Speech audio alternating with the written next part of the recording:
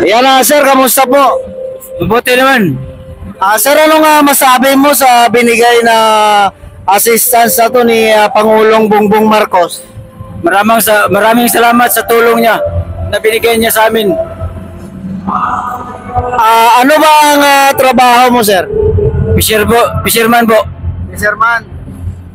So bilang mangingisda, kung kaharap mo ngayon si Pangulong Bongbong Marcos, ano ang mahiling mo sa kanya na para ma-improve ang hanap buhay ng mga mangingisda? Sana dagdagan niya yung mabigyan niya yung mga fisher folks doon sa mananagat. Mabigyan niya ng mga bangka doon para meron kami makikita doon. Ayan na po. Bilang mangingisda, ilang taon na po kayo nangingisda? Mga 10 taon na po, sir. So, okay lang ba ang kita? Okay lang po. So, sir, mensahe po sa ating Pangulo Bongbong Marcos. Bongbong Marcos, Mr. President, salamat sa tulong mo. Ito ang ayuda na binigay mo sa amin. Salamat po.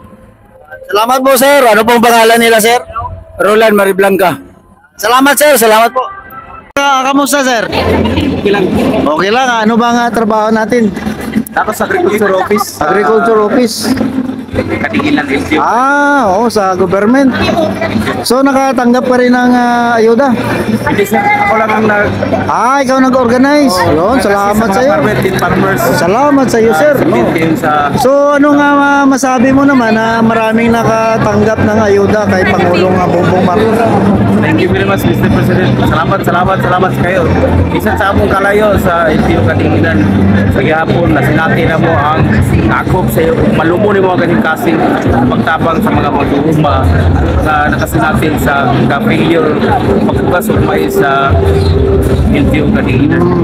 Wala mi gadahom na karong adlaw 100 million ang binigay niyang tulong sa Cagayan, ano? So bilang nasa gobyerno, ano?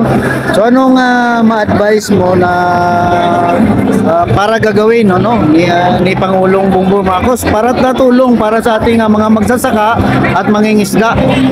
Mga panghinahon na sa kalungray, mamati siya sa mga panginahanglan sa ating mga nagpay secretary sa Agriculture Office sa among mga pagtabang nautunta nga magbaha ang ayuda o mga suporta gikan sa naso. Salamat, sir. Salamat yun. Salamat. Kamusta po, Nay? Salamat juga ko kang Tuan Presidente Bongbong Marcos kay makapalit ako sa maintenance kay diabetic pa ako. Ya, ako gid ako pasalamat din gid ako wani kay murag makuyapan ko.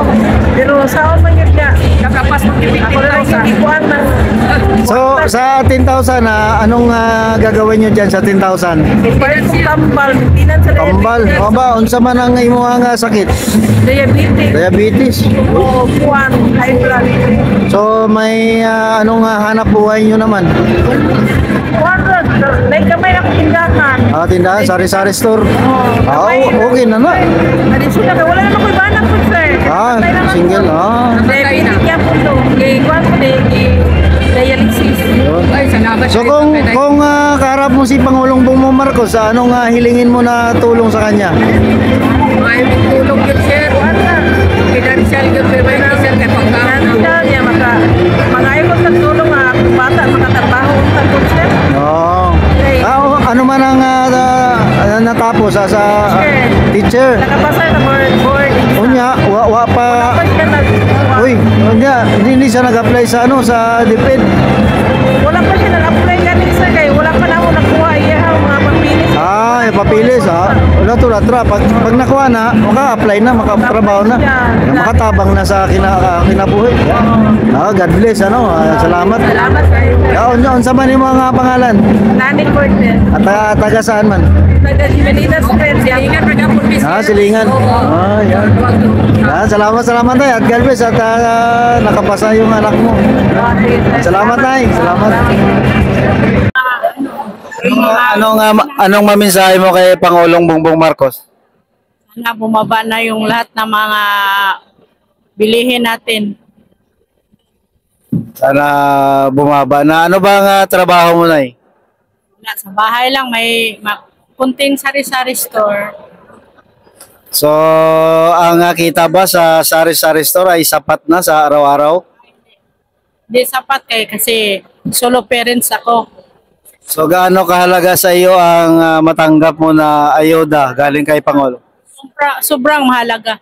Sobrang laki na yung tulong ni Juan, Presidente. Kung kaharap mo ngayon si Pangulong Bongbong Marcos, ano ang hilingin mo sa kanya? Sana bumaba na yung lahat na bilihin para sa kahirapan. Salamat po, Nay. Salamat.